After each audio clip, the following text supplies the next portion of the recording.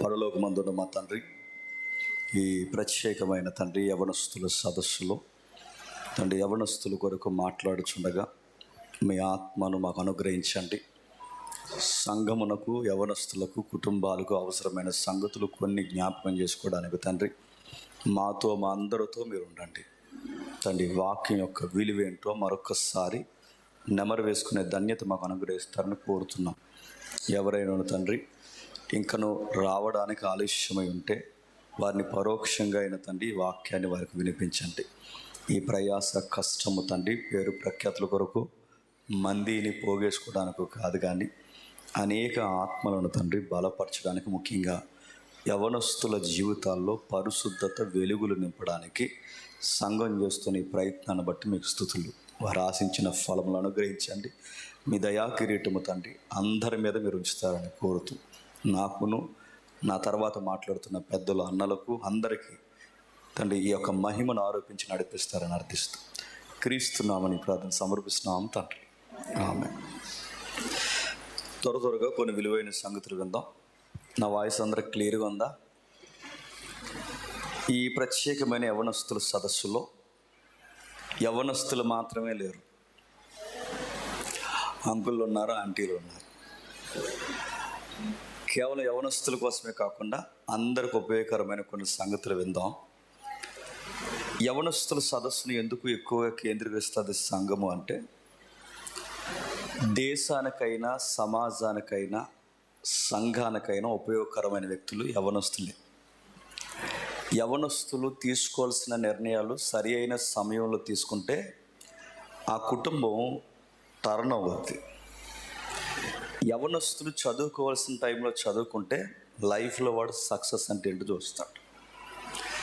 యవనస్తులు నిలబడాల్సిన విధంగా నిలబడితే కలిసి వచ్చే కొడుకులు, కూతుర్లు అయిపోతారు కుటుంబానికి. అందుకే యవనస్తులు దేశంలో బాగున్న దేశానికి బలం, యవనస్తులు కుటుంబంలో బాగున్న కుటుంబానికి బలం, యవనస్తులు సంఘంలో బాగున్న సంఘ భవిష్యత్తుకి బలం. అందుకే యవనస్తుల మీద అందరికీ ఆలోచనలు కేంద్రీకృతమై ఉంటాయి. రెండవది, యవనస్తుల మీద ఎక్కువగా సినిమాలు, కథలు, కథాంశాలన్నీ రెడీ అవుతాయి. మీరు చూడండి, మీరు మెజారిటీ సాంగ్స్, బయట ఉన్న సాంగ్స్ ఏవైనా వినండి, అన్ని లవ్లీ సాంగ్సే ఉంటాయి. మీరు వినండి, 90%, 99% సాంగ్స్ అన్నీ లవ్ సాంగ్స్, అట్రాక్షన్ సాంగ్స్, ఎంగేజ్కి సంబంధించిన సాంగ్స్ ఎక్కువ ఉంటాయి. రెండవది, యవనస్తులకు సంబంధించిన సినిమాలు ఎక్కువ రిలీజ్ అవుతాయి. ఇందాక ఐజాక్ మాస్టర్ గారు అన్నట్టు వయసు అయిపోయిన వాళ్ళ కోసం సినిమా తీశారనుకోండి, అట్టర్ ఫ్లాప్ అయిపోతుంది. అందరికంటే వయసు అయిపోయిన వాళ్ళకి, వయసులో ఉన్నవారికి, పెళ్ళి అయిపోయిన వారికి, పెళ్ళి కాని వారికి అందరికీ నచ్చే ఏజ్ ఏంటో తెలుసా? ఎంగేజ్. అందుకే వయసు అయిపోయిన వాళ్ళు కూడా ఆ వయసులో ఉన్న చిత్రాలు చూస్తున్నప్పుడు అలా ఫీల్ అవుతారా? అందుకే హిట్ అవుతాయి. ఇలాంటివన్నీ ఎందుకు సమాజం కేంద్రీకరిస్తుందంటే, సమాజం ఆ ఏజ్కి పెట్టే పెట్టుబడి ఫలాలు ఎక్కువ వస్తాయి. అలాంటి యంగేజ్లో ఈరోజు సొసైటీలో చెడిపోయే కార్యక్రమాలు ఎక్కువ ఉన్నాయి. ఆ సమాజం నుంచి యువతను కాపాడాలని సంఘం తీసుకునే గొప్ప నిర్ణయాలు ఇదిగో ఇలాంటి యవనస్తుల సదస్సు. మీతో మత్తయి సువార్త చదివించాలన్నా, మార్కు సువార్త చదివించాలన్నా, లూకా సువార్త చదివించాలన్నా, యోహాను సువార్త చదివించాలన్నా, అపోస్తుల పత్రికలు ఏది మీకు చదివించాలన్నా మిమ్మల్ని అట్రాక్షన్ చేయడానికి ఏదో గిఫ్ట్ ఎడతారు. ఏదోలాగా వాక్యం చదివించి ఆ వాక్యము ద్వారా మిమ్మల్ని నింపాలి. వాక్యము ద్వారా నింపకపోతే ఏమవుద్ది? ఎఫెక్ట్ అవుద్ది. అందుకే బైబిల్లో కొన్ని డైరెక్ట్ స్టేట్మెంట్లు ఉన్నాయి. మనకు సుపరిచితమైన పదాలు, క్రిస్టియన్ టెర్మినాలజీ మనకు అలవాటు అయిపోయింది కనుక తెలిసిందేగా అనుకుంటాం, కానీ తెలిసిందే అయినను మనకు తెలియాల్సిన విషయాలు చాలా ఉన్నాయి. ఒకసారి చూద్దాం. కీర్తన గ్రంథం తీయండి. కీర్తనల గ్రంథం 119వ కీర్తన. కీర్తన గ్రంథం 119వ కీర్తన. కీర్తన గ్రంథం 119వ కీర్తన 9వ వచనం చూడండి. కీర్తన గ్రంథం 119వ కీర్తన 9వ వచనం. యవనస్తుడు దేని చేత తన నడతను శుద్ధిపరచుకుందుడు? నీ వాక్యమును బట్టి దానిని జాగ్రత్తగా చూసుకున్నట్టు చేతనే కదా. ఇప్పుడు బాగా వినండి. యవనస్తులు చెడిపోతున్నారు అంటే చెడిపోకరా అంటే చెడిపోకుండా ఉండడు, చెడిపోతాడు. మరి వాడు చెడిపోకుండా ఉండాలి అంటే ఈ మొబైల్ మనం వాడుతున్నాంగా. ఈ మొబైల్ మనం వాడుతున్నప్పుడు కొన్ని యాంటీ వైరస్లు మొబైల్లోకి వస్తాయి.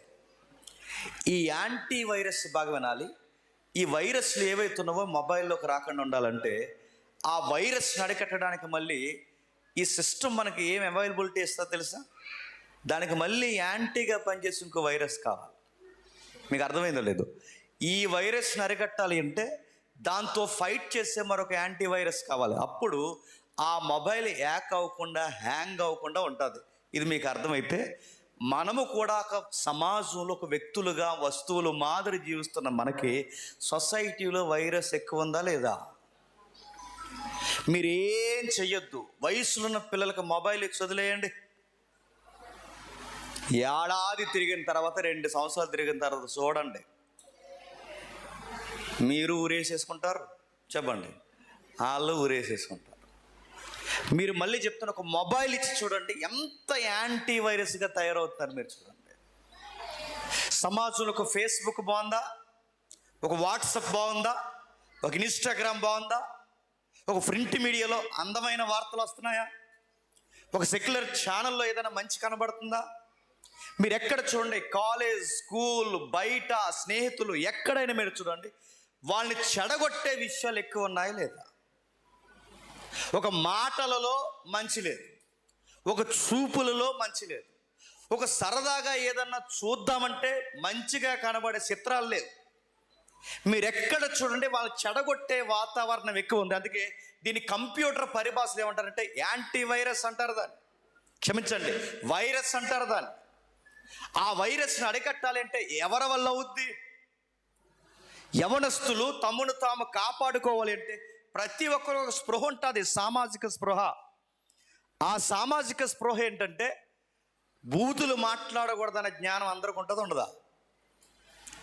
వాక్యం తెలిసినోడికి ఉంటుంది, వాక్యం తెలియనోడికి ఉంటుంది. తప్పులు చేయకూడదన్న స్పృహ వాక్యం తెలిసినోడికి ఉంటుంది, వాక్యం తెలియనోడికి ఉంటుంది. తల్లిదండ్రుల్ని మోసగించకూడదన్న స్పృహ వాక్యం తెలిసినోడికి ఉంటుంది, తెలియని వాడికి ఉంటుంది. కానీ అన్నీ తెలిసిన అవే తప్పులు చేస్తారా, చేయరా? మళ్ళీ చెప్తున్నారు వినండి. అరే సామాజిక స్పృహలో వాడికి తప్పులు చేయకూడదని తెలుసు, అబద్ధాలు మాట్లాడకూడదని తెలుసు, తల్లిదండ్రులు కళ్ళు కప్పకూడదని తెలుసు, టీచర్స్ని మాస్టర్స్ని మోసం చేయకూడదని తెలుసు, అరే స్కూల్ కాలేజ్ ఎగ్గొట్టి పనికి మాలిన తిరగకూడదని వాడికి తెలుసు. ఇంత సామాజిక స్పృహన్న అవే కావాలని మళ్ళీ చేస్తారా, చేయరా? ఎందుకు చేస్తారు చెప్పనా? సామాజిక స్పృహ ఉన్నంత మాత్రాన తప్పులు చేయకుండా ఉండరు. తప్పు తప్పు అని తెలుసు, ఒప్పు ఒప్పు అని తెలుసు, ఏది రైటో తెలుసు, ఏది రాంగో తెలుసు. అయినా వాళ్ళు ఎందుకు చేస్తారు చెప్పనా? స్పృహ, సామాజిక స్పృహ ఆ తప్పుని జయించే శక్తిని వాళ్ళకి ఇవ్వదు. మరి ఆ తప్పుల్ని జయించి ఇలా చేయకూడదని ఆ క్యారెక్టర్ ఏ శక్తి మనకి ఇస్తుందంటే ఈ వాక్యం అంటున్నాడు, నీ వాక్యమును బాగుగా, చెప్పండి, చూసుకొనుట చేతనే కదా. యవనస్తుడు తన రూట్స్, యవనస్తుడు తన యొక్క ఆరిజిన్, యవనస్తుడు తన యొక్క వాకింగ్ స్టైల్, వాడి యొక్క టాకింగ్ స్టైల్, వాడి యొక్క థాట్స్, వాడి ఎనర్జీ, ప్రతి స్టడీ, ప్రతి దాన్ని వాడు ఎలా చూసుకోగలడు? వాక్యం చూసుకుంటే చూసుకోగలడు. సామాజికంగా తప్పప్పులు రైట్లు కొట్టినంత మాత్రాన వాడు నిలబడలేడు. వాడు నిలబడాలి అంటే వాక్యం చెబుతుంది, వాడు వాక్యాన్ని బాగుగా చూసుకోవాలి. అంటే ప్రతి ఒక్క యవనస్తుడు వాక్యాన్ని చదవాలి. చదువుతారా? మత్తయి సువార్తగా చదువుతారా? చెప్పండి, ఎలా చదువుతున్నారు? కొంతమంది వాక్యాలు చదువుతారు. ఏ వాక్యాలు చదువు చెప్పండి. యవనస్తులు కంటిన్యూగా ఎవ్రీడే వాక్యాలు చదివే వాళ్ళని జీవించండి, ఏలిమే కనబడతారు. పోనీ చదివిన దాన్ని అర్థం చేసుకున్న వాళ్ళు చూపించండి, లిటిల్ ఫింగర్లో కూడా కనబడరు. మీరు ఎక్కడైనా మీరు చూడండి, చదివే వాళ్ళు లేరు, బిజీ, వాట్సాప్లో బిజీ, ఫేస్బుక్లో బిజీ, ఇన్స్టాగ్రామ్లో బిజీ, స్నేహితులు బిజీ, ఆ పిక్స్ తీసిన తర్వాత లైక్లకు బిజీ, ఆ రీల్స్కి బిజీ, వీటన్నిటికీ బిజీ. ఎవ్రీడే కంటిన్యూగా వాక్యం చదివే వాళ్ళు ఒక్కరిని చూపించండి. పని చదివినా ఏదో సామాజికంగా దాన్ని చదవడం తప్ప అర్థం చేసుకునే లేరు చెప్పండి. అందుకే వాక్యాన్ని అడుగుతున్నాడు, నీ వాక్యాన్ని జాగ్రత్తగా చూసుకున్నవాడే వాడి ప్రవర్తనని జాగ్రత్తగా చూసుకోగలడు. అంటే నా ప్రవర్తనకి వాక్యానికి చెప్పండి లింక్ ఉందన్నమాట. నేను తప్పు చేయకూడదు అంటే ఖచ్చితంగా తప్పు చేస్తాను. నేను బూతులు మాట్లాడకూడదు అన్న స్పృహన్నంత మాత్రాన్ని మాట్లాడకుండా ఖచ్చితంగా బూతులు మాట్లాడతాను. నేను ఇవి చూడకూడదు అనుకున్నంత మాత్రం చూడకుండా ఉన్నాను, ఖచ్చితంగా చూస్తాను. అవి చూడకుండా మాట్లాడకుండా తప్పు చేయకుండా ఎప్పుడు ఉండగలమంటే ఆ యవనస్తుడు వాక్యంతో ప్రతి దినము గడపాలంట. గడిపితే ఏమవుద్దట? అదే అధ్యాయంలో 11 వచనం చెప్తున్నాడు చూడండి. అదే అధ్యాయం 11 వచనం, నేను పాపము చేయకుండానట్లు నా హృదయములో నీ వాక్యము ఉంచుకొని ఉన్నాను. ఇప్పుడు చెప్పండి, పాపము చేయకుండా ఉండాలంటే హృదయంలో ఏముండాలి చెప్పండి? ఒక యవనస్తుడు భూమి మీద పరిశుద్ధంగా బతకాలంటే వాడి హృదయంలో ఏముండాలి చెప్పండి? తప్పు చేయకూడదన్న స్పృహ కాదు, మంచిగా బ్రతకాలన్న స్పృహ కాదు, నేను ఎలా ఉండాలనుకున్న ఒక ప్లానింగ్ కాదు, వాడు ఫ్యూచర్ ప్లానింగ్స్ ఏమీ కాదు. వాడు తప్పు చేయకుండా ఉండాలంటే వాడు తప్పు చేయకుండా ఉండాలి అంటే సూత్రం ఒక్కటే చెప్పండి, వాక్యము హృదయంలో పెట్టుకోవాలి. చాలామంది వచ్చి అడుగుతుంటారు, అనియా మేము ఎందుకు అవి చూడకుండా ఉండలేకపోతున్నాం అనియా, మేము మాట్లాడకుండా ఉండలేకపోతున్నాం అనియా, నా వల్ల అవ్వట్లేదు అని. అంటే ఈ తమ్ముళ్ళందరికీ చెప్పండి ఈసారి ఎందుకు ఉండలేకపోతున్నారు? ఎందుకంటే వాక్యం వినేది లేదు చెప్పండి, వాక్యం చదివేది లేదు. వాక్యం వెనక వాక్యం చదవక వారానికి ఒక్కసారో నెలకు ఒకసారి లింగుమని ఇలాంటి యవనస్తులు కూడుకొచ్చి సండే వర్షిప్కి వచ్చి అలా శివరను కూర్చుని వెళ్ళిపోతే నువ్వు తప్పు చేయకుండా ఎలా ఉండగలవు? చెడు చూపులు చూడకుండా ఎలా ఉండగలవు? సోమవారం నుండి శనివారం వరకు నీ మీద పని చేసేదేంటి? నీ స్నేహితులు పనికి మాలిన సన్నాసగాళ్ళు, నీ కాలేజీ సర్కిల్ పనికి మాలిన వాతావరణం, నీ ఊరు ఒక దరిద్రపు ఊరు, నీకు చూడు అన్ని చెడగొట్టే వాతావరణం, నీ మొబైల్ వాట్సాప్ ప్రతిదీ ఎక్కడ చూసినా చెడగొట్టే వాతావరణం ఉన్నప్పుడు 90% నుండి చెడగొట్టే వాతావరణం 10% ఎప్పుడో వారానికి ఒకసారి నువ్వు వచ్చి వాక్యం వింటే నీ మైండ్ ఎక్కువ వాక్యం మీద పనిచేస్తుందా ఈ చూసిన వాటి మీద పనిచేస్తుందా చెప్పండి? బైబిల్ చెబుతుంది, నీ హృదయంలో ఎక్కువ ఏది నింపబడితే అదే మాట్లాడతావు, నీ హృదయంలో ఎక్కువ ఏది నింపబడితే అదే చూస్తావు. 10 మందిలో నేను ఒక స్నేహితుడికి ఉండి నా 10 మంది స్నేహితులు చెడ్డోళ్ళు అనుకోండి, నా 10 మంది స్నేహితుల దగ్గర రోజు విని రోజు చూసి రోజు వాళ్ళ మాటలో స్నేహంతో ఉంటే ఖచ్చితంగా వీడు చెప్పండి. మరి నేను ఏం చేయాలంటే బలి చెప్తుంది బైబిల్, వాక్యముతో ఎక్కువ గడపాలంట, హృదయంలో ఎక్కువ వాక్యం ఉంచుకోవాలంట. అందుకే యవనస్తులు వాక్యం వినాలి, వాక్యాన్ని చదవాలి. ఇప్పుడు చెప్తున్నాను, యవనస్తులు వాక్యం వినడానికి ఎప్పుడు వస్తారు చెప్పండి? యవనస్తులు కూడా వస్తారు. వాక్యం అంటే కేవలం యవనస్తుల కూడుకులోనే కాదు, యవనస్తుల కూడుకులో యవనస్తుల కోసమే చెప్తారు. కానీ ఆదివారం ఆరాధనలో దేవుడిని గురించి విపులోకరంగా పొంకాలుగా మాట్లాడతారు. వాక్యం వినాలి, ఆ దేవుడు అంటే ఏంటో తెలియాలి, ఆ దేవుని గురించి నేర్చుకోవాలి, ఆ దేవుని పరిశుద్ధత ఏంటో మనం గుర్తెరగాలి. ఇది ఎప్పుడైతే ఎరుగుతామో, వాక్యాన్ని ఎప్పుడైతే బాగుగా తెలుసుకుంటామో, ఆ వాక్యాన్ని గుండెల్లో పెట్టుకున్నప్పుడు మన వ్యవహార శైలి చాలా పక్కాగా ఉంటుంది. అలాంటి వారు బైబిల్లో ఉన్నారంటే మచ్చుకిద్దరు ముగ్గురు ఉన్నారు. త్వరగా చూసి మనం లంచ్కి వెళ్దాం. ఒకసారి చూడండి, ఆది కాండము, మీకు తెలిసిన సందర్భమే, కావాల్సిన విషయం ఉంది అక్కడ. ఆది కాండము 39వ అధ్యాయం, ఆది కాండము 39వ అధ్యాయం 9వ వచనం చూడండి. ఆది కాండం 39వ అధ్యాయం 9వ వచనం.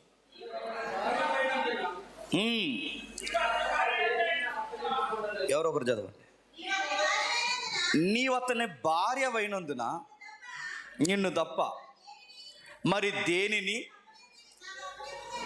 నాకు అప్పగించి ఉండలేదు.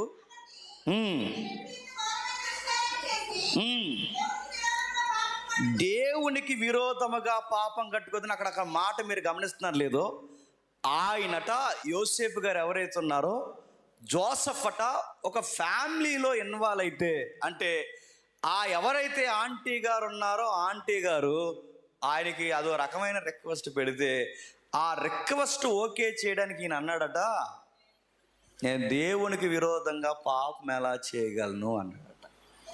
ఎంత ఎంత వ్యాలిడ్ పాయింట్ అన్నాడు చెప్పండి. నేను చేసే పని ఇది నాకు విరోధంగా ఉండడమే కాదు, నేను చేసే పని ఏ దేవుడిని అయితే నేను నమ్ముతున్నానో ఆ దేవునికి విరోధంగా పాపం చేసిన వాడిని అవుతాను. ఇప్పుడు బాగా వినండి, ఇప్పుడు ఆయన తప్పు చేస్తే అడిగే వాళ్ళు ఉన్నారా? తప్పురా అని చెప్పే వాళ్ళు ఉన్నారా? మరలా అడుగుతున్నాను, ఆయన జీవన శైలి మీరు జాగ్రత్తగా గమనిస్తే, ఆయన జీవన వ్యవహారాన్ని మీరు జాగ్రత్తగా గమనిస్తే, ఆయన వ్యతిరేకంగా పాపం చేసేది మీ ఫ్యామిలీకో నాకు వ్యతిరేకంగా కాదు. నేను పాపం చేసేది ఎవరికంటే సాక్షాత్తు దేవునికి. నేను ఎప్పుడో చాలాసార్లు చెప్పాను, మళ్ళీ ఒకసారి మీకు జ్ఞాపకం చేస్తాను వినండి. ఇదే ఆఫర్ కనుక మనకు వచ్చింది అనుకోండి జనరల్గా, నేను చాలాసార్లు అన్నది మీకు చెప్తున్నాను. నాకు మా నాన్న లేడు అనుకోండి, మా అన్నయ్యలు లేరు, నాకు తోడు లేరు, ఏదో ఆ కుటుంబంలో గవర్నమెంట్ ఉద్యోగం కింద ఉండి నెలకు ఒక జీతపత్యం అందుకుని చక్కగా 3 పూటలు తిని ఒక బట్ట కట్టుకుని బతికేస్తున్న నా జీవితంలో కొంపట్లాంటి వార్త వచ్చి నా మీద పడిపోయి ఆవిడ చేసిన తప్పు నా మీద గెంటేయక ముందే నాకు మంచి మంచి ఆఫర్లు ఇచ్చి ఏమన్నదంటే, ఇదిగో నాతో పెట్టుకుంటే నీకు ఫుడ్ ఇస్తాను, బెడ్ ఇస్తాను, డబ్బు ఇస్తాను, ఇంక ఎక్సెట్రా ఇంకా మామూలుగా ఉండదు, buy 1 get 1 అందనుకోండి. నీకు మామూలుగా ఉండదు, నాతో ఇదిగో వాడుకుంటే 2 ఫ్రీ అన్నట్టు ఈ టైపులో స్టైల్లో చెప్పింది అనుకోండి. నేను ఏమంటాను చెప్పండి? నువ్వు ఉన్నావు ప్రభువా, నాన్న లేడు, అన్నయ్యలు లేరు, ఈ ఒంటరి హృదయాన్ని ప్రేమించే వాళ్ళు ఎవరు లేరు, కానీ వీడిని అర్థం చేసుకుని నన్ను ప్రేమించడానికి ఒక హృదయాన్ని మేడం గారి రూపంలో పంపించావా అంటావా? చెప్పండి. ఖచ్చితంగా అంటాం. యోసేపు గారు తన నైతికతను అక్కడ పెట్టట్లేదు, యోసేపు గారు తన పరిస్థితులు అక్కడ పెట్టట్లేదు. యోసేపు గారు మీరు చూడండి, తన సిచ్యువేషనల్ థింకింగ్ ఏది పరిగణనలోకి తీసుకురావట్లేదు. ఆయన ఒంటరితరమైన ఇబ్బంది అయినా సమస్య అయినా పాపం ఎంత రాయల్టీగా వచ్చి ముసుకేసుకుని తనకి buy 1 get 1 అన్నా పని చూసుకో అన్నాడట. నువ్వు దరిదాపులకు రావద్దు, నువ్వు దరిదాపులకు వస్తే ఇక్కడి నుంచి నేను పరారవుతాను అన్నాడు. బాగా వినండి, పారిపోవడం అనే ఆ లక్షణం మీరు చూడండి. అక్కడి నుంచి ఆయన పారిపోయాడట అడుగుతున్నాను. పారిపోయిన నీ లోకం ఏమంట చెప్పండి? అవకాశాన్ని ఉపయోగించలేని శాతగాని చెప్పండి, సోదిగాడు అంటది. తప్పులు చేసేవాడిని ఏమంట చెప్పండి? ఆడు మగాడండి అంట. అందుకే చూడండి, పాలిటిక్స్లో కొట్టుకుంటున్నారుగా. పాలిటిక్స్లో ఇంకేం రాజకీయాలు లేవని మన తెలుగు రాష్ట్రాల్లో గొడవలు ఏంటో చెప్పిన, ఏయ్ మీ లీడర్కి 4 రా అన్నారట, మీ లీడర్కి 4 అన్నారు. ఆడన్నాడట 4 కదా 30 అన్నారట. ఏ అంటే ఆ మాత్రం ఉంటుంది మా ఓడితో అన్నారంట. నేను అడుగుతాను, నీకు గొప్పలు చెప్పుకోవడానికి అడుగుతున్నాను. యోసేపు గారు మరి చెప్తున్నాను, ఆ ఇంటి యజమానురాలతోనే ఈ పదం ఉపయోగిస్తున్నాను, తప్పుగా అనుకోకండి. ఆ ఇంటి యజమానురాలతోనే అఫైర్ పెట్టుకుంటే ఈయనకి రాయల్టీ పెరుగుద్దా తగ్గుద్దా? పెరుగుద్ది. ఆ ఏరియాకి వాళ్ళదే పెద్ద ఫ్యామిలీ, ఆ ఫ్యామిలీతో ఈయన కానీ ఆయనతో ఇల్లీగల్ కాంటాక్ట్ పెట్టుకుంటే ఖచ్చితంగా ఆయన గౌరవం పెరుగుద్దా పెరగదా? డబ్బు పెరుగుద్ది, వాదా పెరుగుద్ది, అన్నీ పెరుగుతాయి. ఎందుకంటే ఐగుప్తీలో ఆ విషయాలు నేరాలు కాదు, అవి కామన్గా జరిగే విషయాలు. ఎథిక్స్ లేని దేశంలో ఇలాంటి పనులు చేస్తే అవి తప్పే కాదు. ఈ తప్పు కాని దేశంలో ఇలాంటి అఫైర్స్ పెట్టుకుంటే ఆయన గౌరవం ఏమి తగ్గుతుందా? కానీ ఆయన తప్పు చేయలేదు. ఎలాంటి విషయాలు జరిగించినా ఆయన మంచి మాట అంటాడు. అక్కడి నుండి పారిపోయాడట. పాపం ఎంత ఆఫర్లు వచ్చినా, పాపం కళ్ళతో వచ్చినా, పాపం స్నేహితులతో వచ్చినా, పాపం నీ సహవాసం వచ్చినా, పాపం ఎలాగది నేను కమ్ముకోవడానికి వచ్చినా రైట్ వే ఏంటో తెలుసా? వదిలేసి పారిపోవడమే. మనం చేతగానోళ్ళు అనుకున్నా, సన్నాసిగాళ్ళు అనుకున్నా, పనికిమాలోడు అనుకున్నా, ఉపయోగించుకోవడం రాదనుకున్నా, ఏదనుకున్నా పాపానికి మనం ఇచ్చే వ్యతిరేకమైన సమాధానం ఒకటే చెప్పండి, అక్కడి నుంచి పారిపోవడం ఉత్తమ కార్యం. యోసేపు గారట అక్కడి నుంచి వెళ్ళిపోయాడట. వెళ్ళిపోయిన ఆయన్ని వెళ్ళిపోయినట్టు వదిలేశారా? చెప్పండి. 13 సంవత్సరాలు, 1 సంవత్సరం కాదు 13 సంవత్సరాలు జైలు వేస్తారట. ఎన్ని సంవత్సరాలు? 13 సంవత్సరాలు. మీరు ఇంటికి వెళ్ళిన తర్వాత లెక్క ఎత్తుక్కోండి. 13 సంవత్సరాలు అంటే మాట్లాడండి. ఇప్పుడు మన ఇండియన్ లాలో లేదా మన కోర్ట్ లా ప్రకారం 13-14 సంవత్సరాలు అంటే లైఫ్ వేసేసారట ఆ అబ్బాయి. మీరు బాగా వినండి, నీతికి నిలబడినందుకు ఆయనకి మంచి జరిగిందా, నష్టం జరిగిందా చెప్పాలి. నీతికి నిలబడినందుకు ఆయనకి మంచి జరిగిందా, నష్టం జరిగిందా? 13 సంవత్సరాల జైల్లో ఆయనకి ఏమన్నా సుఖం దొరికిందా? మీరు అనుకోవచ్చు, పాపం చేస్తే పాపంతో ఎలా ఉంటుంది చెప్పిన, రాయల్టీ ఉంటుంది. పాపం చేస్తే అదొక రకమైన సరదా ఉంటుంది. పాపం చేస్తే సమాజంలో కావలసినన్ని సుఖాలు దొరుకుతాయి.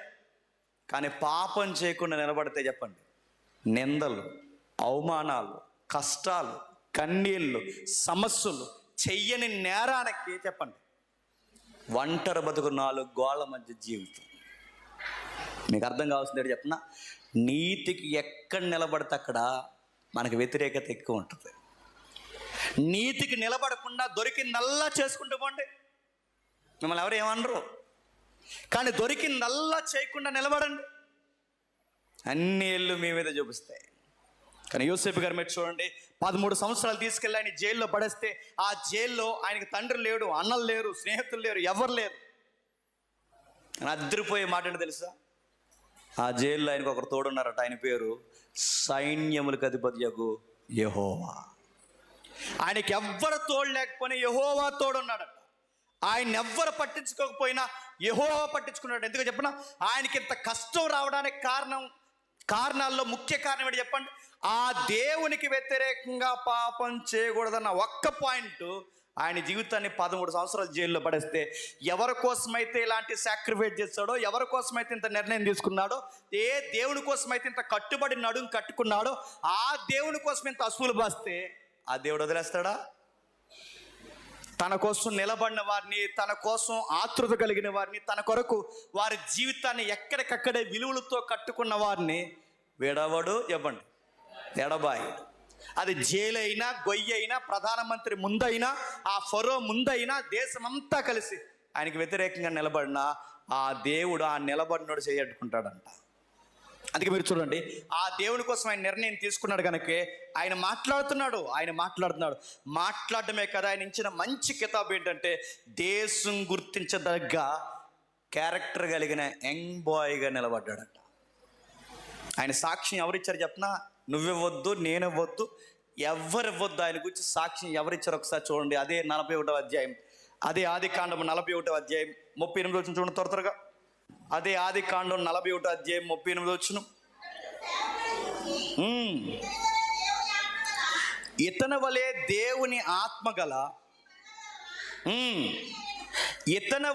దేవుని ఆత్మగల మనుషుల్ని మనం కనుగొనగలమా?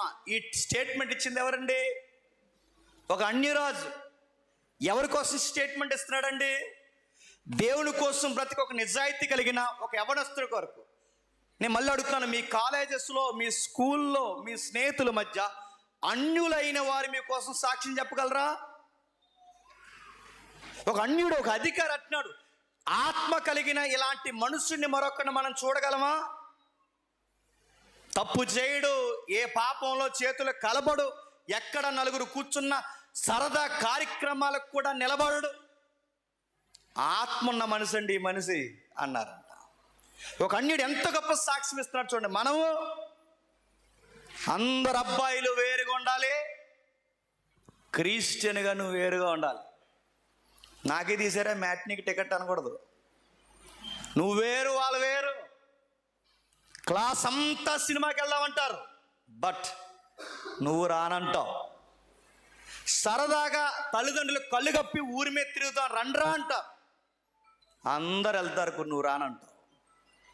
పేరెంట్స్ని మోసం చేద్దాం, టీచర్స్ని మోసం చేద్దాం, నాన్న మోసం చేద్దాం, కాలేజీ యాజమాన్యాన్ని మోసం చేద్దాం, డుమ్మా కొట్టి ఇష్టం వచ్చినట్టు తిరుగుదామంటారు. కానీ అందరు అన్నా నువ్వు మాత్రం ఆనవు, వస్తానని అసలానవు. ఎందుకనో తెలుసా? నువ్వు క్రిస్టియన్గా. బయట వాళ్ళు చెప్పుకోవాలి, ఆడు రాడండి, నీ తోటి వాళ్ళందరూ చెప్పాలి, ఆడు కలవడండి, నీ తోటి స్నేహితురాలు చెప్పాలి, వాడు అందరు లాంటి వాడు కాదండి, ఈ విషయాల్లో వాడు ఇన్వాల్వ్ అవ్వడండి అని చెప్పాలి. ఎక్కడ చెప్తారో చెప్పండి? నలుగురితో కాలేజీలోకి వెళితే కాలేజీలో కలిసిపోతున్నాం, స్నేహితుల దగ్గర ఉంటే స్నేహితులతో కలిసిపోతున్నాం, బయట ఉంటే బయట కలిసిపోతున్నాం. ఏది నీ ప్రత్యేకత? యోసేపట దేశం గుర్తించదగ్గ యవనస్తుడు అయ్యాడట. ఆ ఫరో అన్నాడట, ఆత్మ కలిగిన మనుషుడు, దైవభక్తి కలిగిన మనుషుడు, పాపానికి దూరంగా పరిగెట్టి నిలబడే మనుషుడు, ఇలాంటి మనుష్యుని మనం ఎక్కడైనా కనుగొనగలమా? ఇలాంటి మనుషుని మనం ఎక్కడైనా కనుగొనగలమా? మీరు ఎక్కడైనా చూడండి, మీ కుటుంబాల్లో, మీరు బయట ఎక్కడైనా ఈ సాక్ష్యం కలిగి నిలబడండి. ఈ యోసేపు ఎంత ఖచ్చితంగా మనకు కనబడతాడో, ఇదే పేరెట్టుకున్న క్రొత్త నిబంధన యోసేపు ఉన్నాడు తెలుసు కదా, మరియమ్మ గారు భర్త అప్పటికి. ఆయన కూడా అంత ఖచ్చితమైన వాడు. ఆయన గురించి ఏం రాస్తున్నాడు చూడండి ఒకసారి. మత్తయి సువార్త త్వరగా మత్తయి సువార్త 1వ అధ్యాయం 19వ వచనం. మత్తయి సువార్త 1వ అధ్యాయం 19వ వచనం. యోసేపు నీతిమంతుడై ఉండి ఆమెను అవమానపరచునలక. ఎవరంట? యోసేపులు యోధా దేశంలో కరువా? యోసేపు పేర్లు ఉన్నవారు ఇజ్రాయెల్ దేశంలో తక్కువ? మనకు సిట్టుబావులు, పుల్లయ్యలు, ఎల్లయ్యలు ఎలాగైతే కామన్గా పేర్లు ఉంటాయో, ఇజ్రాయెల్ దేశంలో యోసేపులు, దావీదులు, యేసులు అనే పేర్లు కూడా చెప్పండి కామన్గా ఉంటాయి. కానీ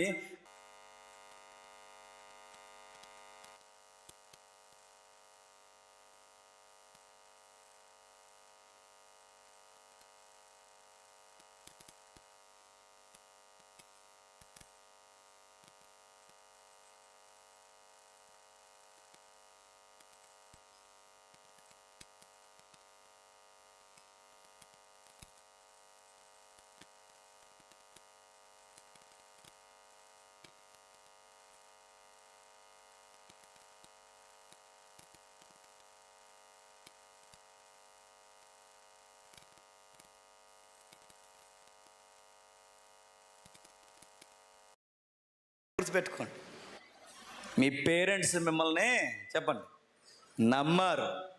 ఏమని నమ్మారు తెలుసా? మా బిడ్డ, మా అబ్బాయి తప్పు చేయడు గనక చేయడు, వాడు కాలేజీకి పోయి మళ్ళీ ఇంటికి తిరిగి వస్తాడని నమ్మారు గనకే ఆ స్పేస్ నీకు దొరికింది కనుక నువ్వు ఎగ్గొట్టిపోయావు. నీ పేరెంట్స్ నమ్మకాన్ని నువ్వేం చేస్తావు తెలుసా? అమ్మేశావు.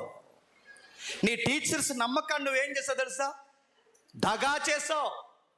నీ విద్యా వ్యవస్థ నువ్వేం చేస్తావు తెలుసా? ఎన్నుపోటు పడుసావు. అంటే నువ్వు తల్లిదండ్రుల్ని, టీచర్స్ని, గురువుల్ని మోసం చేయడం అనేది నువ్వు తెలివితేటలు అనుకుంటావు. తెలివితేటలా? యోసేపు గారు తప్పు చేయాలంటే మనకన్నా తెలివైనడా కాదా? మనకన్నా లెక్కలు చాలా బాగా వచ్చంట ఆయనకి. ఆయన లెక్కేస్తే మళ్ళీ బడ్జెట్ లెక్కలో తేడా రాదట. ఆయన ఇంటిని, ఫ్యామిలీని మెయింటైన్ చేస్తే మళ్ళీ లెక్కలు ఎవరు అడగాల్సిన అవసరం లేదట. యోసేపు మనకన్నా తెలివైనడు. అన్ని తెలివితేటలైన తప్పులకు ఉపయోగిస్తాయని తప్పులు పట్టుకునే వాళ్ళు ఎవరైనా ఉన్నారా? చదువుకుంటారా అని పంపిస్తే ఈ చదువులు నేర్చుకునేది ఏంటి చెప్పనా? నీతి నేర్చుకోరు. చెప్పండి, ఐడీలు ఎలా మార్చాలి, మొబైల్స్ ఎలా మార్చాలి, డీపీలు ఎలా మార్చాలి, పేర్లు ఎలా మార్చాలి, ఇంకా చెప్పండి, నాకు గుర్తురాట్లేదు. పైన దేవుడు బొమ్మెట్టి వెనకాల వ్యవహారం శతారం ఎలా చేయాలి, ఆడోళ్ళ పేర్లు మొగోళ్ళు ఎట్టుకుని, మొగోళ్ళ పేర్లు ఆడోళ్ళు ఎట్టుకుని, అమ్మ చూస్తే ఎవర్రా మాట్లాడతామంటే ఇంకెవడు తేజగాడు అన్నారంట. ఈ తేజగాడు లేండి. ఎవరితో మాట్లాడుతున్నావే అని అడిగితే ఈవిడ అందట, ఇంకెవరు? సుమతో మాట్లాడుతున్నాను అడుగుతున్నాను. పేర్లు, ఈ తెలివితేటలు, నక్క తెలివితేటలన్నీ, ఈ చదువులో నక్క తెలివితేటలన్నీ ఎక్కడ ఉపయోగిస్తారు చెప్పి? చెడుకోవడానికి ఉపయోగిస్తున్నారు. వీళ్ళు అనుకుంటున్నారు పేరెంట్స్కి ఏదో ముసుకేసేస్తున్నాం, గురువులకి ఏదో ముసుకేసేస్తున్నాం. వాళ్ళకి కాదు ముసుకేసేది, ఎవరికి చెప్పాలి? కొన్నిసార్లు చర్చెస్లో కూడా కుర్రోళ్ళని చూస్తుంటాం, ఇటు పెద్ద సారికల్ని అక్కడ నిలబడుతుంది, గోడకి ఇలా జారేసాలనిపిస్తుంది నాకు.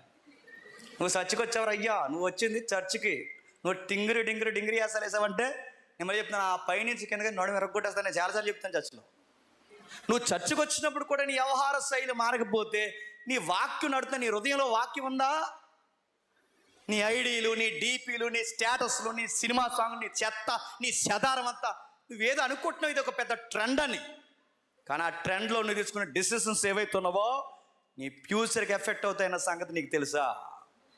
యోసేపు గారు తీసుకున్న స్ట్రాంగ్ డెసిషన్ ఏదైతే ఉందో ఎంటైర్ దేశానికైనా ఒక మాదిరి అయిపోయాడో లేదో చెప్పండి. ఆయనే కనుక ఆ రోజు ఆ నిర్ణయం తీసుకోకపోతే ఆయనకు వచ్చిన బై వన్ గెట్ వన్ ఉందిగా, బై వన్ గెట్ వన్ ఆ ఫ్యామిలీలో, ఆ బై వన్ గెట్ వన్ దగ్గర ఆగిపోదుడు. ఆయన ఆ నిర్ణయం తీసుకోవడానికి బై వన్ గెట్ వన్ కాదు, మొత్తం దేశమే ఎవరి చేతుల్లోకి వచ్చింది చెప్పండి? యోసేపు చేతుల్లోకి వచ్చింది. మీరు చూడండి, వారి యొక్క విలువలు వారి దేశంలో, వారి యొక్క స్థితిగతుల్లో, వారి మండల స్థాయిలో, జిల్లా స్థాయిలో సక్సెస్ రేటింగ్లో కూర్చోబెట్టాయి. మీరు అనుకుంటున్నారు మేము కష్టపడి చదివేసి హార్డ్ వర్క్ చేస్తే మేము కాంపిటేటివ్ ఫీల్డ్ కొట్టేస్తాను, మీ బొంద కొడతారు. నేను కాంపిటేటివ్ ఫీల్డ్లో ఉన్నవాడు కనుక నేను చెప్తున్నాను, కాంపిటేటివ్ ఫీల్డ్లో మీరు కష్టపడి చదివేసినంత మాత్రాన్ని కొట్టరు. దేవుడు ఏమన్నా తెలుసా? యథార్థవంతులే వర్ధిల్లుతారు, ఆశీర్వాదకరంగా మారుతారు. మీరు అనుకోవచ్చు మరి బయట వాళ్ళు కొంతమంది వాక్యాలు తెలియకుండా ఉద్యోగాలు కొడతారంటే అందుకే ఉద్యోగంలో అర్ధాంతరంగా పోతున్నారు. మరి వాళ్ళు వాక్యాలు తెలియకుండా ఉద్యోగాలు కొడతారు, అందుకే ఉద్యోగాల్లో అర్ధాంతరంగా రిమూవ్ చేయబడుతున్నారు, సర్వీస్ నుంచి వైదొలుగుతున్నారు. ఎందుకు? వాళ్ళ స్టేట్మెంట్, వాళ్ళ అడ్మినిస్ట్రేషన్ చేయలేరు. మీరు ఏదైనా చూడండి, ఎంత హార్డ్ వర్క్ చేసినా, ఎంత ప్రణాళిక పనినా, దేవుడి దీవెన లేకపోతే మనకి ఇంచు కూడా మేనేజ్మెంట్ అనేది మనకే చెప్పండి తెలియదు తెలియదు. అందుకే యోసేపు గారి జీవితంలో సక్సెస్ రేటుకి కారణం ఏంటంటే ఆయనకి లెక్కలు బాగొచ్చు, ఇవన్నీ బాగొచ్చు, తెలియదు, ఇవన్నీ కాదండి. నీతికి పడి నిలబడతాడు అంతే. ఆ నీతికి పడి నిలబడే మనుషుడు కనుకే నమ్మకమైన మనుషుల్ని దేవుడు ఏం చేస్తాడు చెప్పండి? ఆశీర్వాదకరంగా మారుస్తాడు, దేశానికి ప్రజలకు దీవెనకరంగా మారుస్తాడు. అందుకే వాళ్ళ జీవితంలో వాక్యాన్ని పట్టుకుని బ్రతుకుని బతుకులు కనుకే వాళ్ళ దేవుని పిల్లలుగా వర్ధిల్లిపోయారు. పెద్దవారు మీరున్నారు, మీకు కూడా నేను చెప్తున్నాను, పెద్దవారు ఎవరైతే ఉన్నారో మీ పిల్లలతో, యవనస్తులు పెద్దలు ఎవరైతే ఉన్నారో మీ పిల్లలతో మీరు మాట్లాడుతున్నారు, ఎప్పుడైనా వాళ్ళ మాటలు మీరు గమనిస్తున్నారా? గమనించండి, వాళ్ళ హార్ట్లో ఏం తిరుగుతుందో మీకు అర్థం అవుతుంది. తొక్క, తోలు, చెదరం అని పదాలు ఫ్యాషన్ అయిపోయినాయి ఈ మధ్య, మీరు చూసారు లేదో?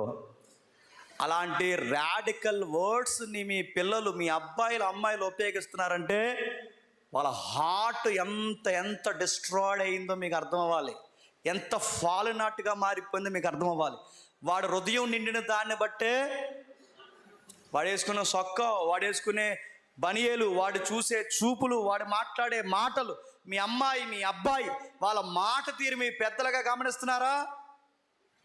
మీకు ఒకటే కావాలి, వెళ్తున్నామమ్మా చెప్పండి, వస్తున్నామమ్మా. వెళ్తారు, కొన్ని రోజులకి ఏదో ఒకటి కొంపటే చెప్పండి తెస్తారు, రెడీగా ఉండండి ఆఫర్.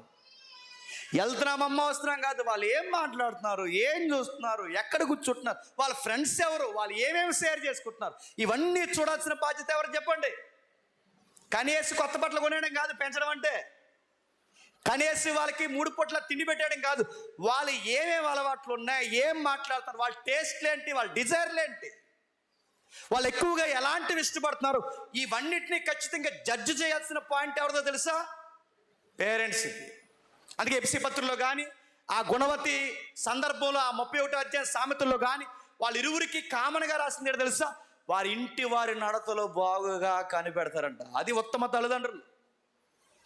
మీరు అంటే మీ పేరెంట్స్గా మీరు కనిపెడుతుంటే మీ పిల్లలు ఏమంటారంటే, మరి మా ఫ్రీడమ్ మీరు అరించేద్దాం. ఫ్రీడమా నీ బొందా, గవర్నమెంట్ చెప్పింది చేయి, ఎదవేసే డొక్కలు ఎండబెడతాను ఆయన చెప్పాలి, మీరు చెప్తారా? ఎద్దులాగా ఎదిగిపోయాడు, ఎదవకు మేమేం చెప్తాడు? ఎద్దులాగా ఆ ఎద్దుని కన్నది ఎవరు? ఆ పెద్ద ఎద్దు ఎవరు? నువ్వే చెప్పకపోతే ఆ ఎద్దుకి ఇంక ఊరి మీద ఆంబోతులని వచ్చి చెప్తాయా? మా అంత ఎత్తి అయిపోయాడని మేము ఏం చెప్తామండి అంటే, చెప్పు, నువ్వే చెప్పు. నువ్వు చెప్పకపోతే ఎవరు చెప్తారు? బాగుగా వారి నడతలు కనిపెట్టు, వారి మాటలు, వారి చూపులు, వారి కార్యాలు పేరెంట్స్గా మీరు గుర్తించకపోతే మన బిడ్డలు తెలుసుకుంటారులే అంటే తెలుసుకునే లోపు జరగాల్సిన నష్టాలు చెప్పండి జరిగిపోతాయి. అందుకే యోసేపు గారిని భక్తిగా, నాకు తెలిసి యాకోబు గారి జీవితం మిడిల్ లైఫ్ నుంచి ఎంతో కొంత ఎఫెక్ట్ పడుంటుంది ఆయన మీద.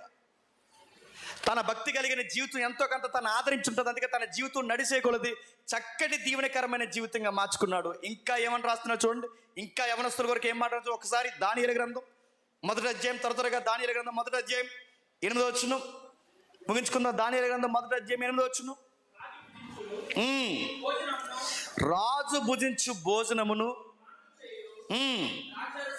పానము చేయు ద్రాక్షరసమును అపవిత్రపరచబడచకూడదని దానియేలు ఉద్దేశించిన. మీకు ఒక చిన్న గ్రాఫ్ చెప్తాను వినండి. ఈ ముగ్గురు యవనస్తులు లేదా దానియేలు నలుగురిని కలిపి ఒక అధిపతికి అప్పగించారు. ఏ అధిపతికి? పానదాయకుల అధిపతి. పానదాయకుల అధిపతి అంటే ఉద్యోగం ఏంటండి? రాజుగారు మంచినీళ్ళు తాగాలంటే ముందు మంచినీళ్ళు ఎవరు తాగాలి? ఆ చెకింగ్ డిపార్ట్మెంట్ పానదాయకుల అధిపతులు తాగాలి. అందులో ఇసం ఉంటే ఇలా పోతారు, ఇసం లేకపోతే రాజుగారు తాగుతారు. అది డ్యూటీ. రాజుగారు ముందు బిర్యానీ తినాలంటే ముద్ద ఎవరు తినాలి?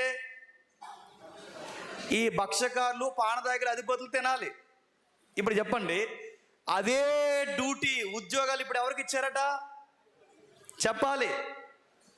దానియేలు ముగ్గురు స్నేహితులకి ఇచ్చారట. ఇప్పుడు చెప్పండి, దానియేలు ముగ్గురు స్నేహితులకి రాజుగారు పానీయం చేయాలన్నా భోజనం చేయాలన్నా ముందు ఆ గోల్డెన్ లాంటి ఫుడ్ ఎవరు చెక్ చేయాలి చెప్పండి?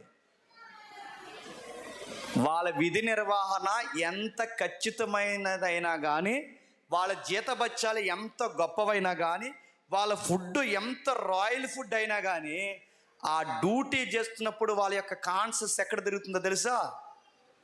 వారు హృదయంలో ఉంచుకున్న ధర్మశాస్త్రం చుట్టూ తిరుగుతుందంట. అరే, ధర్మశాస్త్రం ప్రకారం మనం ద్రాక్షరసం తాగకూడదు, ధర్మశాస్త్రం ప్రకారం బలిచ్చిన వాటిని తినకూడదు, ధర్మశాస్త్రం ప్రకారం అది రాజు భోజనమైన దేవునికి వ్యతిరేకమైన భోజనం తినకూడదని ఆ టీనేజ్ అబ్బాయిలకి ఎలాగ అర్థమవుతుందండి? వారి హృదయాల్లో ఏముంచుకున్నారు చెప్పండి? యోసేపు హృదయంలో వాక్యం ఉంచుకున్నాడు కనుక ఐగుప్తికి నిలబడిపోయాడు. దానియేలు జీవితంలో వాక్యం ఉంచుకున్నాడు కనుకే తన విధి నిర్వహణలో కూడా సవాల్ లాంటి పరిస్థితులు ఎదురైనా వాక్యాన్ని బట్టి జడ్జ్ చేసింది. సార్ మీరు ఏమన్నా అనుకోండి సార్, ఈ ఒక్క డ్యూటీ మాత్రం నేను చెప్పండి చేయలేను అన్నాడు. చేయలేనందుకు ఏం చేశారు? కష్టపెట్టి ఇబ్బంది పెట్టి సమస్యలు గురిచేసి ఈ 16 సంవత్సరాల కుర్రోడిని మళ్ళీ 60 సంవత్సరాల వయసులో సింహాల బోన్లో వేసేసిన ఏమైనా టాలెంట్ కూడిందా? కష్టం జరిగినట్టే ఉంటుంది, ఇబ్బంది కలిగినట్టే ఉంటుంది, జీవితం అయిపోయినట్టే ఉంటుంది. మనం నీతికి స్టాండింగ్ తీసుకున్నప్పుడు మనకు వ్యతిరేకమైన పరిస్థితులు వచ్చినట్టే ఉంటాయి. కానీ మనల్ని సింహాన బోన్లో పడేసినా, తీసుకెళ్ళి అగ్ని గంధకాల్లో పడేసినా మనల్ని ఎడవక ఎడబాయిని వాడు ఒకడు ఉన్నాడు. ఆయన పేరు సైన్యములకు అధిపతియగు యెహోవా. యోసేపుకు తోడున్నవాడు దానియేలుకు తోడున్నాడు, దానియేలుకు తోడున్నవాడు దానియేలు ముగ్గురు స్నేహితులు తోడున్నాడు. నీతికి పడి నిలబడిన ఏ జనరేషన్లోని యంగ్స్టర్స్కైనా ఆ దేవుడు చేయబట్టుకున్నాడు. ఈ జనరేషన్లో నిలబడు. నీ ఫ్రెండ్స్ నవ్వుతున్నారు, నువ్వు వాళ్ళతో పాటు ఎగులున్న వాళ్ళు నవ్వకో, నీకు సెపరేట్ ఇమేజ్ ఉండాలి. నీ ఫ్రెండ్స్ కుళ్ళిపోయిన జోకులు వేస్తున్నప్పుడు ఆ కుళ్ళిపోయిన జోకుల్లో నువ్వు మాటలు కలపకో, నువ్వు సెపరేట్ ఇమేజ్ ఉండాలి. రవి జకరియా అని ఒక మంచి ఎవాంజలిస్ట్ చనిపోయాడు. ఆయన ఏమంటాడు తెలుసా? నువ్వు నవ్వే చెప్తుందంట నువ్వు ఎలాంటి వాటికి నవ్వుతున్నావు అని. నువ్వు చూసే చూపులే చెప్తుందంట నువ్వు ఎలాంటి వాటిని చూసి ఇష్టపడుతున్నావు. అంటే నీ నవ్వు పనికి మాలిన జోకులకి నవ్వుతున్నావు అనుకో, నువ్వు ఎలాంటి వాడివి? పనికి మాలినోడివి. నువ్వు పనికి మాలిన వాటిని చూసి ఆనందిస్తున్నావు అంటే నువ్వు ఎలాంటి వాడివి? పనికి మాలినోడు. అందుకే రవి చక్రి ఏమంటాడంటే, నువ్వు పనికి మాలిన జోకులు నవ్వుతే నువ్వు పనికి మాలిన విషయాలు చూస్తే నీ క్యారెక్టర్ కూడా అదే. రవి జకరే చెప్తున్న మాట చిన్న మాట ఏం కాదు. అందుకే మనం కూడా నేర్చుకోవాల్సింది, నువ్వు ఏ విషయాలు నవ్వుతున్నావు, ఏ విషయాలకు స్పందిస్తున్నావు, ఎలాంటి వాటిల్లో నీ స్నేహితుల మధ్య, నీ కాలేజీలో, నీ స్కూల్లో, నీ ఎంగేజ్లో, నీ చుట్టూ ఉన్న వాతావరణంలో నువ్వు ఎలాంటి వాటికి స్పందిస్తున్నావు, అదే నీ క్యారెక్టర్ ఏంటో బయటకు చూపిస్తుంది. నజరేతు కానీ గలిలయ ప్రాంతానికి వెళితే ఆయన సెపరేట్ ఇమేజ్ ఉంది ఆయనకి. ఐగుప్తికి వెళితే యోసేపుకి సెపరేట్ ఇమేజ్ ఉంది ఆయనకి. దానియేలు కాలంలో బబులోను సామ్రాజ్యంలో మాదీయ పారసీకుల కాలం వరకు దానియేలుకి సెపరేట్ ఇమేజ్ ఉంది. ఎందుకు చెప్పండి? వాళ్ళ వాక్యాన్ని పట్టుకుని జీవించారు కనుక. మనం కూడా మన స్నేహితుల మధ్య, మన ఇరుగు పొరుగు వారి మధ్య మనం అందరికీ ఒక ప్రత్యేకమైన బంగారు పాత్రలా మనం కనబడాలి అంటే, బంగారంలా అందరికీ మెరిసిపోతూ కనబడాలి అంటే చెప్పండి, అన్ని విషయాల్లో కలవడానికి వీలు లేదు కనుక చెప్పండి. వీలు లేదు. అయ్యో రాకపోతే మా సార్ ఏమంటారు, రాకపోతే నీ బంధు అంటాడు, ఏమంటారు, రావన్నా చెప్పండి. చిన్నప్పుడు నా ఫ్రెండ్ ఉండేది ఒక అమ్మాయి, ఇప్పుడు 3 పిల్లల తల్లి. ఎందుకు చెప్పారంటే మళ్ళీ అపార్థం అవ్వకూడదు, 3 పిల్లల తల్లి అని చెప్తున్నా. ఇది యూత్ మీట్ కదా. ఫ్రెండ్ అంటే ఫ్రెండే, ఇంక డిక్షనరీ అర్థాలు ఏమి ఎదక్కండి. స్కూల్లో క్రిస్టియన్ తను దేవుడి పాటలు బాగా పడేది మా చర్చ్లో, ఆ ఏరియాలో బాగా పడేది. ఈ ఆగస్ట్ 15కి, ఈ జనవరి 26కి ఈవెంట్స్ పెట్టడానికి పాటలు ప్రాక్టీస్ చేస్తారు, మీకు తెలుసు కదా. ఆ పాటలు ప్రాక్టీస్ చేయమన్నప్పుడు పాటలు పాడమని. ఈ పాప వంతు వచ్చేసరికి ఏం పాటలు పాడదు తెలుసా? ఇందాక అక్క పాడింది కదా పాట, ఆ పాట పాడారండి.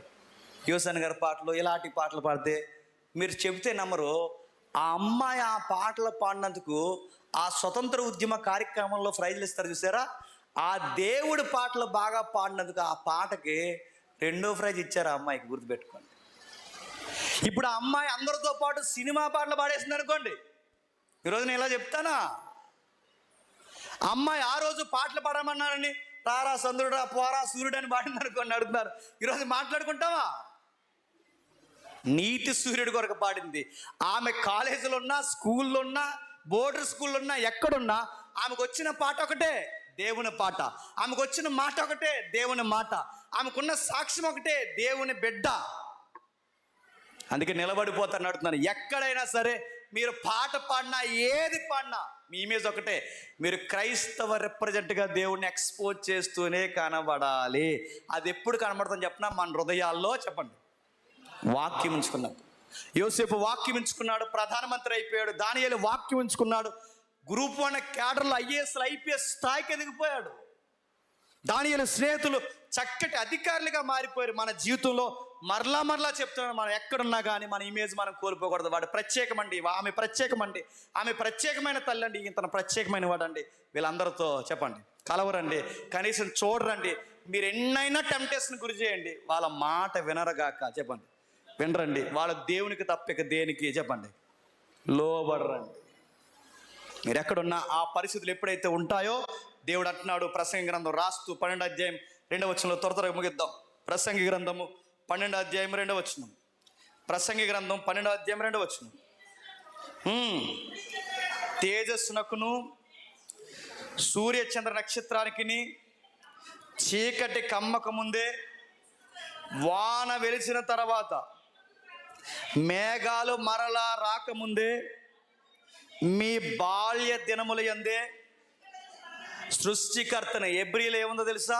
ఎబ్రి భాషలో బాల్యం అని ఉండదు, ఎంగేజ్ అని ఉంటుంది.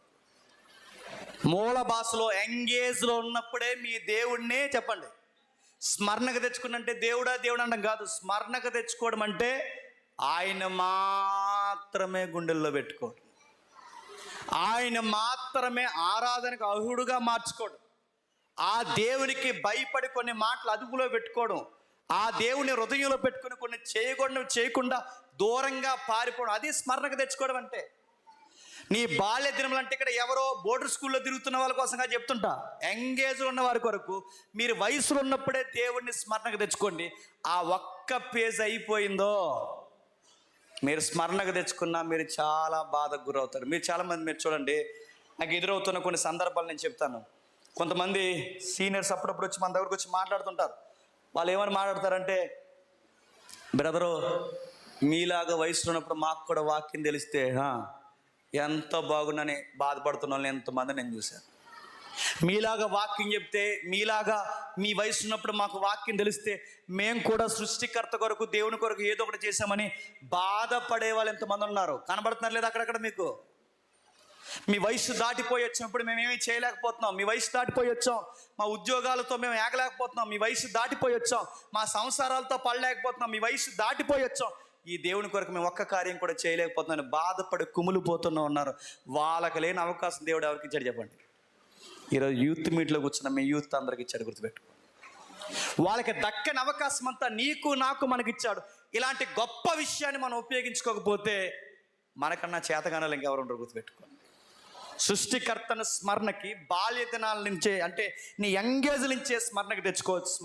ఎందుకంటే ఈ ఏజ్ పోయిందంటే మళ్ళీ నువ్వేం చేయాలన్నా చేయలేవు. బైబిల్ చదువుదా ఉంటుంది, నీ కళ్ళు కనబడదు. వాక్యం వినాలని ఉంటుంది, నీ చెవులు వినబడదు. ఇలాంటి చర్చలకు వచ్చి కూర్చోవాలనిపిస్తుంది, నేను అడుగు మాట వినదు. సువార్త చేద్దాం 4 వీధులు తిరిగంటే నీ కాళ్ళే నీకు సహకరించు. ఆ టైంలో బాధపడతావు.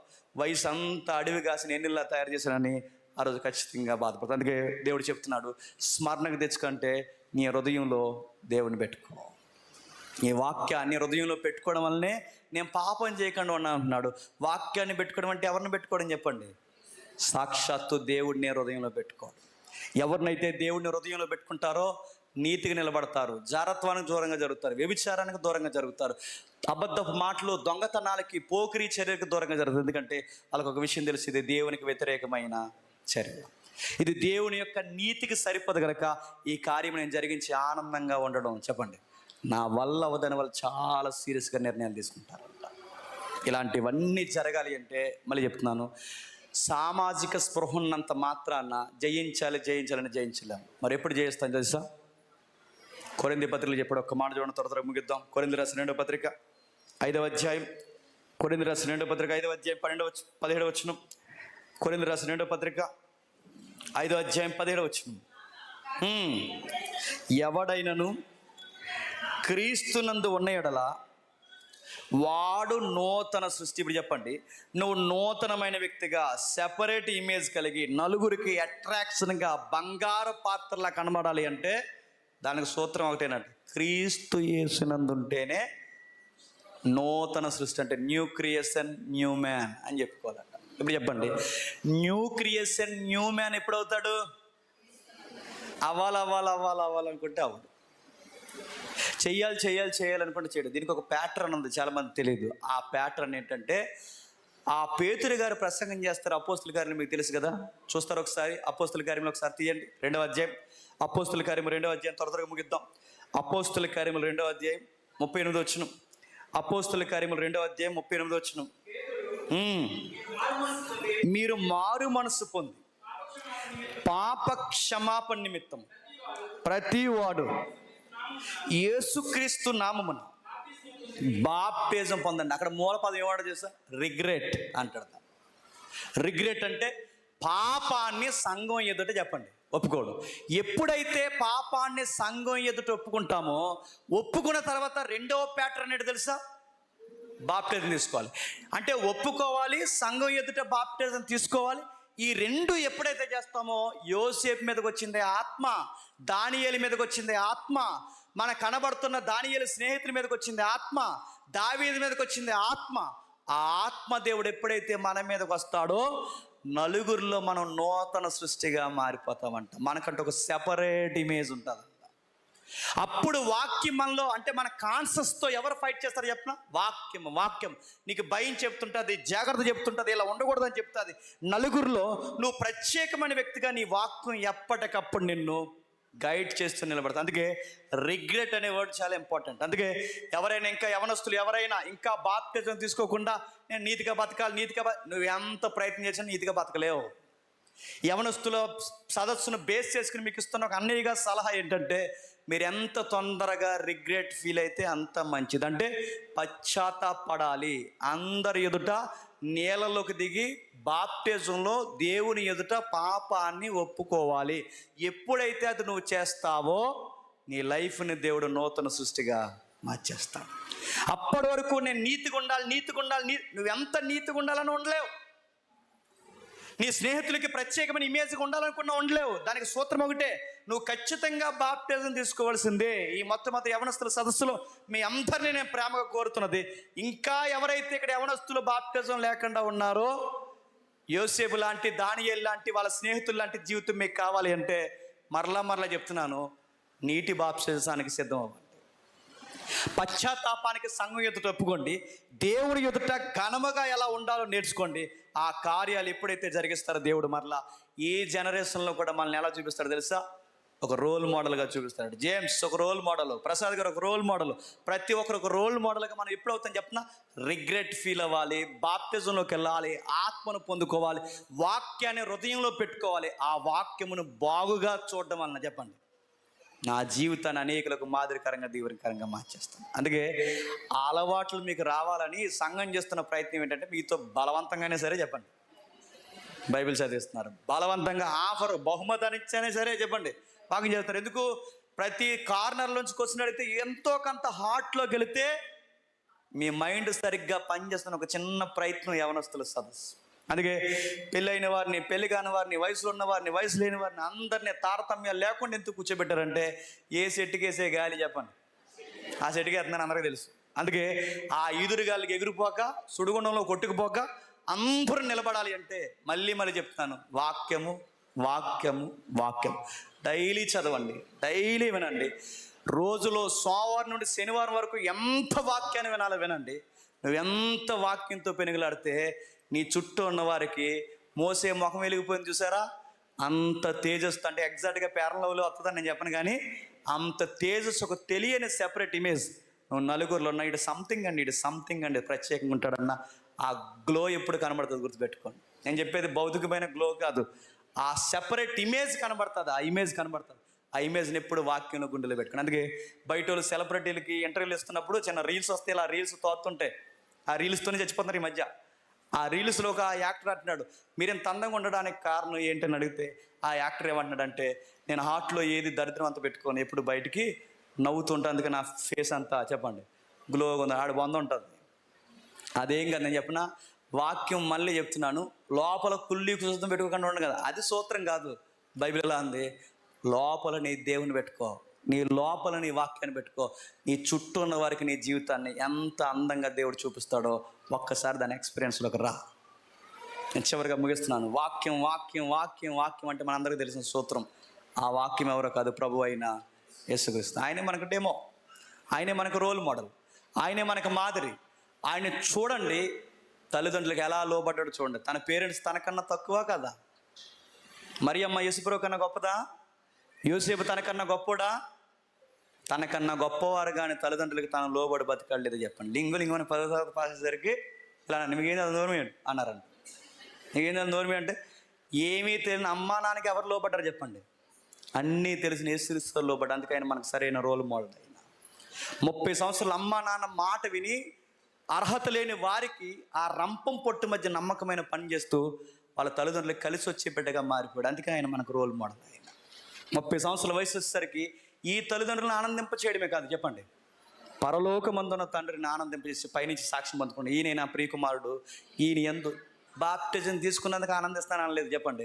30 ఏళ్ళ నుండి ఆనందిస్తూనే ఉన్నాను, ఇకపై కూడా చెప్పండి ఆనందిస్తాను. ఎందుకంటే ఆయన తండ్రి చిత్తం నెరవేర్చడానికి ఈ భూమి మీద అసువులు బాసిన ఒక చక్కటి దేవుని కుమారుడు. ఆయనే మన దైవము. ఆయన్ని ఫాలో అవ్వండి. ఆ వాక్యాన్ని ఎప్పుడైతే గుండెలో పెట్టుకుంటారో, క్రీస్తుని ఎప్పుడైతే మీరు ఫాలో అవుతారో, మీ కాలేజీలో, మీ స్కూల్లో, మీ సంసారంలో, మీ స్నేహితుల మధ్య ప్రతి దిక్కున మీరంటే ఒక ప్రత్యేకమైన సాక్షి. పైకాల తిట్టుకుంటూ ఉంటారు, కానీ పని వచ్చేసరికి వాళ్ళే మీకోసం ఏం చెప్తారు చెప్పండి? గొప్ప సాక్షి. ఆడ అలాంటి కాదండి. నా ఉద్యోగం వచ్చిన కొత్తలో ర్యాపిడ్ ఫోర్స్ ఉండేవాడు. ర్యాపిడ్ ఫోర్స్ అంటే మిలిటరీ మీ దొల్ల వచ్చేవాళ్ళు. కొంతమంది బ్యాచులర్లను పట్టుకోవడానికి. అప్పుడే దొల్ల తెలుసు నాకు. అప్పటి వరకు దొల్లలో ప్రసాదాన్ని కూడా తెలియదు నాకు. ఈ దొల్లలో కొంతమంది ఉన్నారు ల్యాప్టాప్ పెట్టుకుని క్రికెట్ బెట్టింగ్ ఆడేస్తారు. కొంతమంది ఉన్నారు బంటర్లు మా స్లాంగ్లో. వాళ్ళు పట్టుకోవడానికి వచ్చినప్పుడు ఈ కోడి పందాలు, కుక్క పందాలు అని ఉంటాయి చుట్టూ. ఇవన్నీ వేసినప్పుడు వాళ్ళని పట్టుకున్నప్పుడు అప్పుడులో 2000 కాంతాలు కొత్తగా వచ్చినాయి, 2000 రూపాయల నోట్లు. ఆ 2000 రూపాయల నోట్లు కొత్తగా వస్తే ఆడు ఏం చేశాడంటే, ఆ కోళ్ళు కప్పెడతారు చూసారా, అది ఉంటుంది గంప, ఆ గంపలోకి ఇసేసాడు 2000 రూపాయల నోట్లు. ఆడు ఇసేసాడనే సంగతి మాకు తెలియదు, ఎవరికి తెలియదు. మా టీంలో ఎవడో తీసాడు ఆ డబ్బులు, ఎవడు తీసాడో తెలియదు. ఆ టీంలో డబ్బులు అని తీసేస్తే ఆడికి ఏమనిపించిందో ఆ తీసేసినోడు నా వైపుగా చూపించారు, ఈడే తీసాడని. ఆడు ఈ ఊర్లో ఉంటాడు, ఆ పేరు అడగండి నన్ను. చూపించేందుకు ఇతనే తీసాడు. ఆ 2000 రూపాయలు మొత్తం నా 20 కాగితాలు ఉంటాయండి, ఇతనే తీసాడు. కానీ నేను తీయడం ఏంట్రా, అలాంటి పని మా సార్ కంప్లైంట్ చేశారు, మా డిఎస్పీకి కంప్లైంట్ చేశారు, మా టీం మొత్తాన్ని కంప్లైంట్ చేశారు.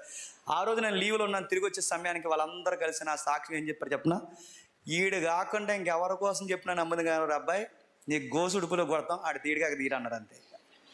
నీ 2000 రూపాయలు ఎవరు తీసారు తర్వాత చెప్తాం, కానీ ఈడు కాకుండా ఇంకెవడి పేరు అని చెప్పి మేము నమ్ముతాం. ఈడు ఆ పని చేయడు. నేను ఈ లైవ్ వెళ్తుందని చెప్పచ్చు లేదు.